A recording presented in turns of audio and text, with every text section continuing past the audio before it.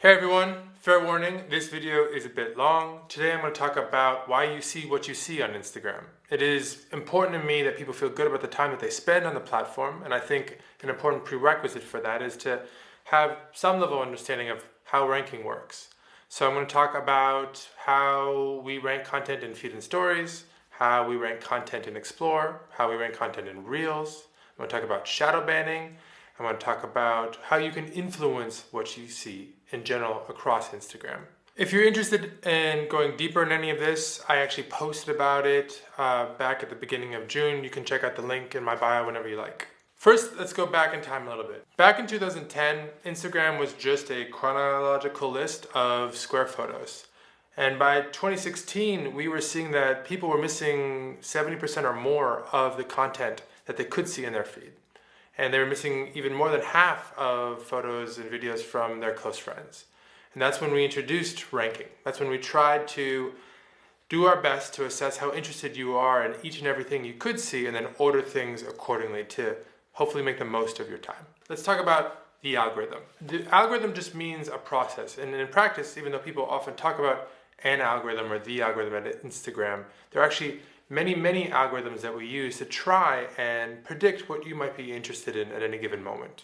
And that is essentially what we're trying to do with ranking, is to make the most of your time.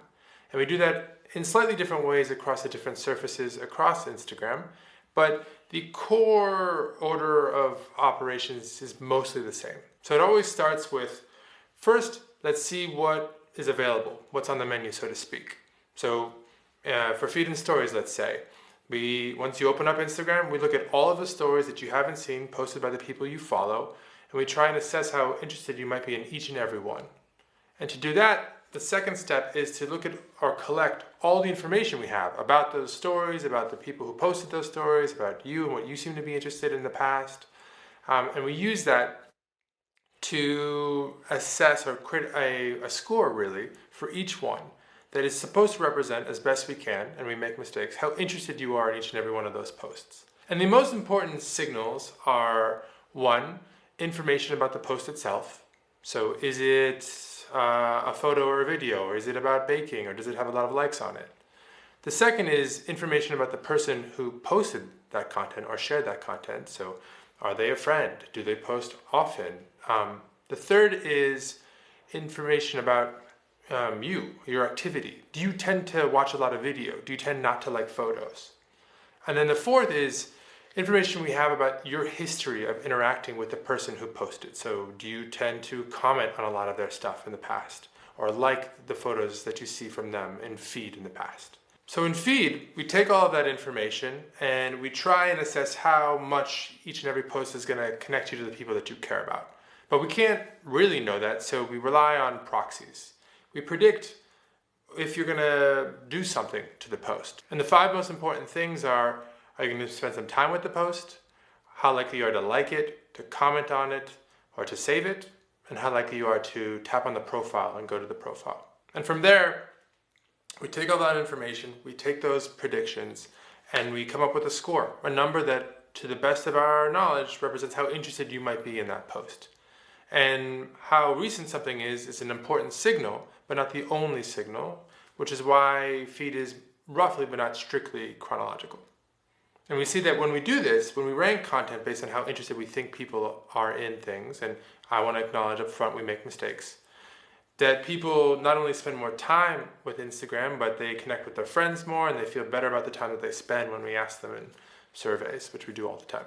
Now let's talk about Explore. Explore is very different from feed and stories in that the vast majority of what you see is not there because you followed someone, it's there because we think you might be interested in it. So it's a very different dynamic. Now, the steps are the same though. The first step is trying to figure out what to rank in the first place. What might you be interested in?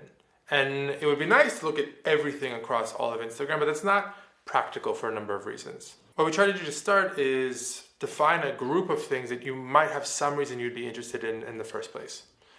And we do this through a process that we call collaborative filtering. But essentially what it is we look at the posts that you have liked in the past and the people who shared them. And we look for other people who've also liked those posts or follow those accounts. And then we fan out. We see what else those people like and what other accounts those people follow. That's all a little abstract, so let's use a more concrete example. Let's say you follow Mrs. Danabe. She's a chef.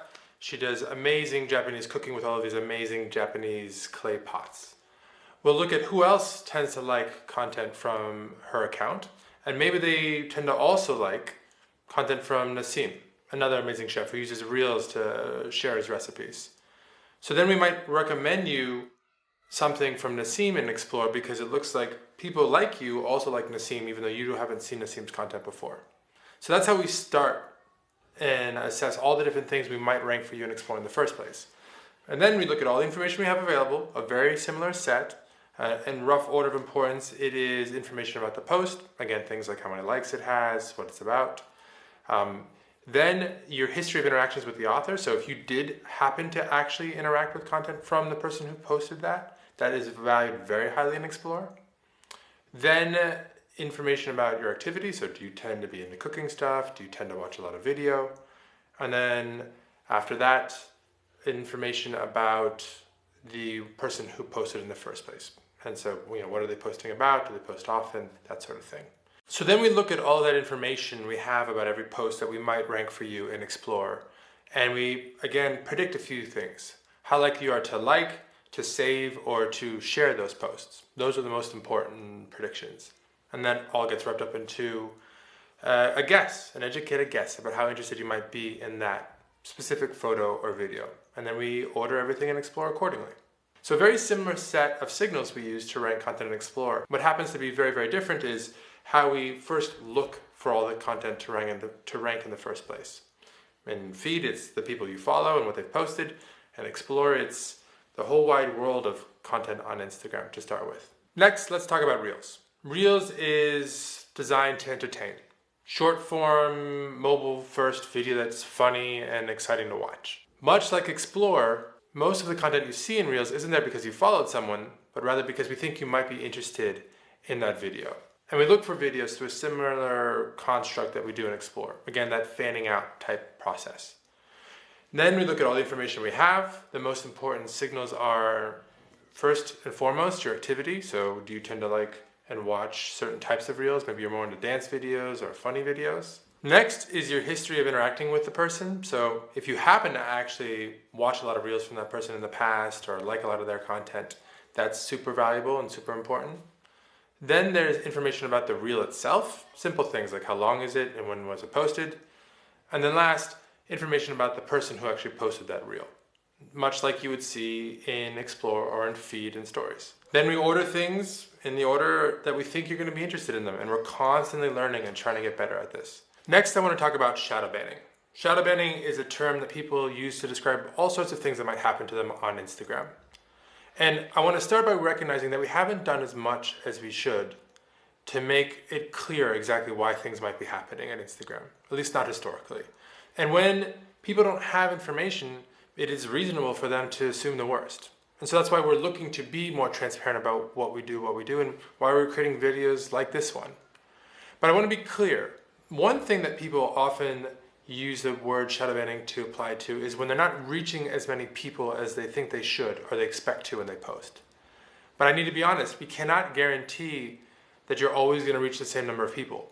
Even when ranking doesn't change at all, too much else changes in the world. What people are interested in changes, what else you're competing with changes. On Mother's Day, you're competing with a lot of photos, a lot of moms, people saying that they're grateful, which is a tough thing to compete with. But what we can do is make less mistakes and push harder to fix those mistakes more quickly.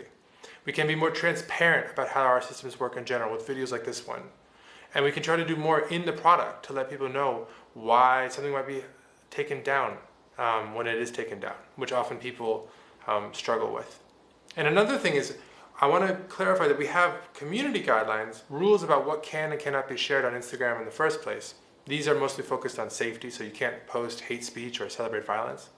But we also have what we call recommendation guidelines, rules about what can and cannot be recommended in places like Explore, places where you're not seeing something because you followed an account, but rather because we thought you might be interested in it.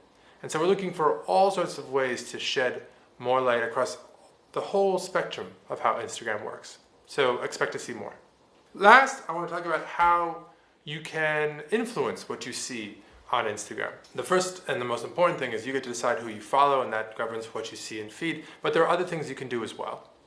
You can use close friends, which is actually primarily designed as a sharing tool. So you can just share with a small subset of friends. But we will actually use that signal and show you content from people who you've marked as close friends higher up in feed and in stories.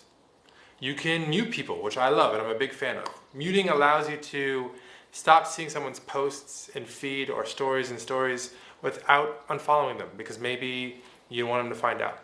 And you can also, particularly in places like Explore and in Reels, mark something as not interested. And we'll do our best to show you less posts or videos that are similar in the future.